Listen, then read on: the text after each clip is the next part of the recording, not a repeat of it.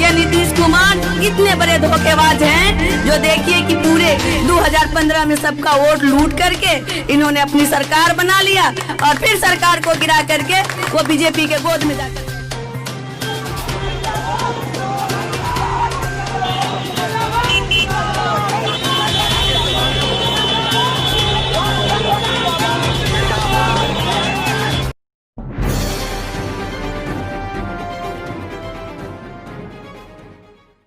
ये नीतीश कुमार इतने बड़े धोखेबाज हैं जो देखिए कि पूरे 2015 में सबका वोट लूट करके इन्होंने अपनी सरकार बना लिया और फिर सरकार को गिरा करके वो बीजेपी के गोद में जाकर बैठ गए। क्या ऐसे लोगों पे विश्वास कर सकते हैं? हमारी बिहार की जनता विश्वास करेगी?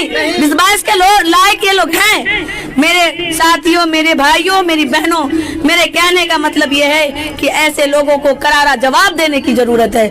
आज आपके गांव आते हैं, आज आपके गली कूचे में आते हैं, उनको जवाब दीजिए, उनको कहिए कि ऐसे धोखेबाज की जगह हमारे इलाके में अब नहीं रही।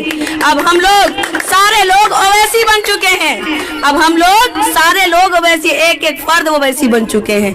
एक एक फर्द हम लोग ओवैसी का साथ देंगे। हम लोग पतंग को आसमान की बुलंदी पे ले जा करके उनकी, लोग कहते हैं सरकार बनेगी क्या, सरकार बनेगी क्या, करने से क्या नहीं होता। इंशाअल्लाह ताला जरूर हमारी सरकार बनेगी। सरकार जनता बनाती है या सरकार नेता बनाता है? कौन बनाता है? जनता बनाती है। जब जनता हमारे साथ है, जनता का जनाधार हमारे साथ है, तो मेरी सरकार क्यों नहीं बनेगी? इंशाअल्लाह ताला जरूर हमारी सरकार बनेगी बिहार के अंदर में। ये जो दोगली की सरकार, ये भाजपा, ये नीतीश की सरकार देखते ही रह जाएंगे। आज फिर से वो आएंगे मुखौटा पहन करके, तरह तरह का मुखौटा लगा करके बहलाने के लिए, फुसलाने के लिए कि आप हमें वोट दे दो। आप देख रहे हैं ये 1 महीना से कौन सा योजना वो पारित कर रहे हैं, तो ये युवाओं के लिए, तो ये बीएस के लिए, तो ये वंचित समाज के लिए। जनाब इतना दिन 5 साल कहाँ थे आप?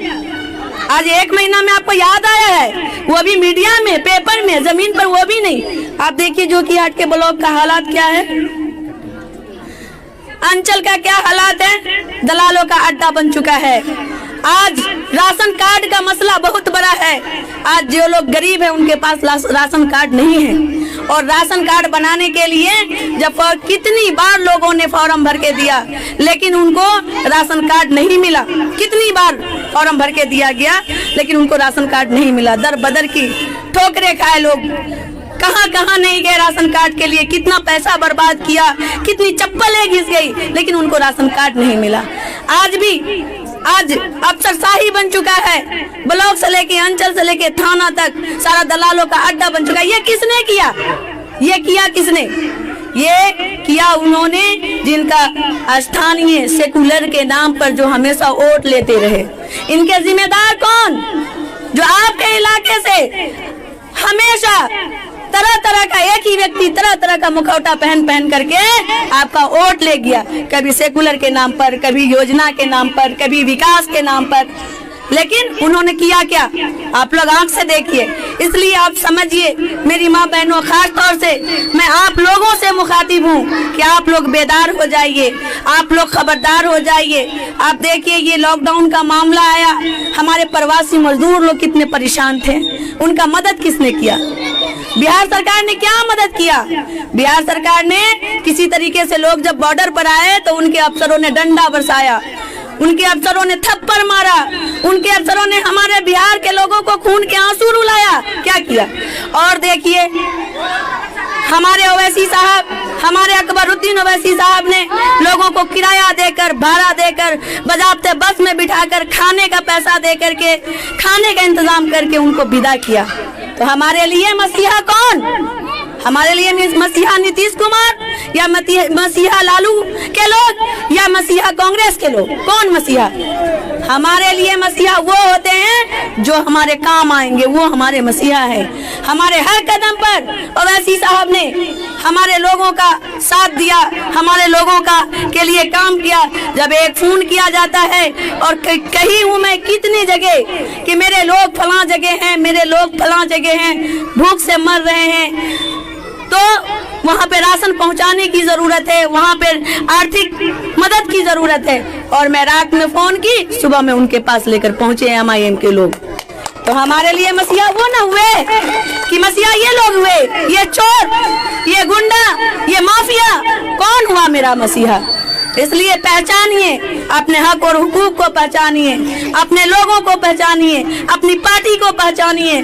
जो दबे कुचले, गरीब, मिस्कीन, निसहाय के लोग हैं, जो पहचानते हैं उनको, जो उनकी मदद करते हैं उनको पहचानिए, उनका साथ दीजिए।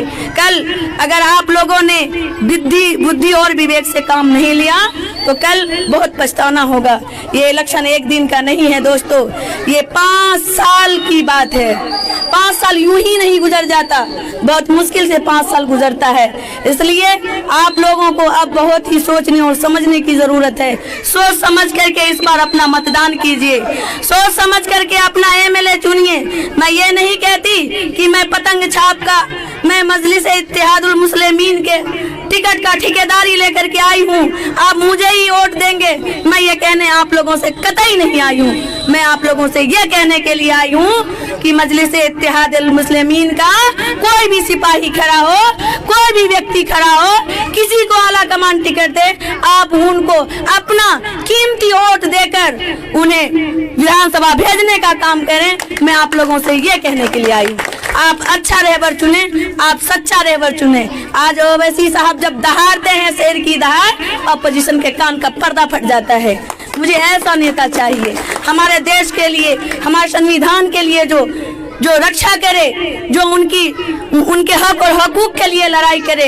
अपनी आवाज को जब वो हम लोगों के लिए बुलंद करते हैं, हम लोगों को भी उनके लिए आवाज बुलंद करनी चाहिए। इसलिए क्या आप लोग वादा करते हैं कि आप लोग मजलिस इत्तेहादुल मुस्लिमीन को इस बार तहे दिल से अपने गले लगा लिए? क्या आप लोग वादा करते हैं? आप लोग वादा करें मेरी माँ बहन कि किसी को भटकाने में नहीं आएंगे, किसी के बहकाने में नहीं आएंगी, कोई काम नहीं देगा। जो मसीहा को हम लोग वोट देंगे वो हमारे देश के लिए बहुत बड़ा मसीहा है, खास के दबे के लिए, कुचले के लिए, दलितों के लिए, आदिवासियों के लिए और वंचित समाजों के लिए, गरीब मुसलमानों के लिए वो बहुत बड़े मसीहा हैं। और उन्हें आप लोग से मैं फिर से गुजारिश करती हूँ, रिक्वेस्ट करती हूँ कि आप लोग उन्हें अपने दिल में जगह दें और उनकी जो चुनाव चिन्ह है पतंग छाप, उनको जो है आसमान के बुलंदियों पर पहुंचाने का काम करें।